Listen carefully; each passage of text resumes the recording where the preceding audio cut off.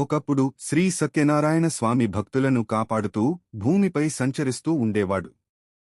ఆయన మహిమను తెలిసినవారు సత్యంతో, భక్తితో ఆయన వ్రతాన్ని ఆచరించి సుఖసంతోషాలతో జీవించేవారు. ఒక చిన్న గ్రామంలో సత్యం అనే పేద బ్రాహ్మణుడు జీవించేవాడు. అతను ఎంతో నిజాయితీ గలవాడు, కాని చాలా పేదవాడు. ప్రతిరోజూ భిక్షాటన చేసి వచ్చిన కొద్దిపాటి ఆహారంతో జీవనం సాగించేవాడు. ఒకరోజు అతను నది తీరంలో కూర్చొని బాధపడుతూ ఇలా ప్రార్థించాడు: స్వామీ, నా జీవితం ఎందుకు ఇంత కష్టంగా ఉంది? నాకు మార్గం చూపండి.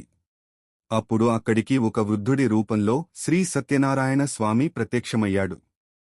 ఆయన చిరునవ్వుతో ఇలా అన్నాడు: భక్తితో సత్యనారాయణ వ్రతం ఆచరించు. నీ జీవితంలో శాంతి, సంతోషం కలుగుతాయి. బ్రాహ్మణుడు ఆనందంతో ఇంటికి వెళ్లి గ్రామస్థుల సహాయంతో చిన్నగా వ్రతం నిర్వహించాడు.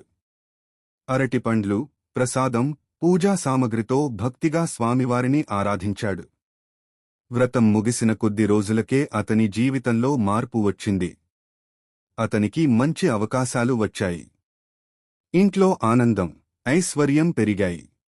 ఆ గ్రామంలో ఉన్న ఒక ధనవంతుడు ఈ విషయం విని, ఇది అంతా యాదృచ్ఛికం మాత్రమే అని ఎగతాళి చేశాడు.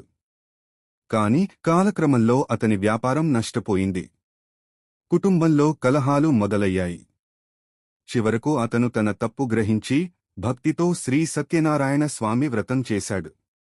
కొద్ది రోజుల్లోనే అతని జీవితంలో కూడా శాంతి తిరిగి వచ్చింది.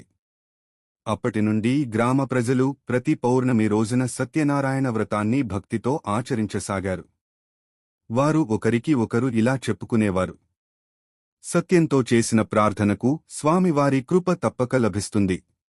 అలా శ్రీ సత్యనారాయణ స్వామి మహిమ గ్రామమంతా వ్యాపించింది.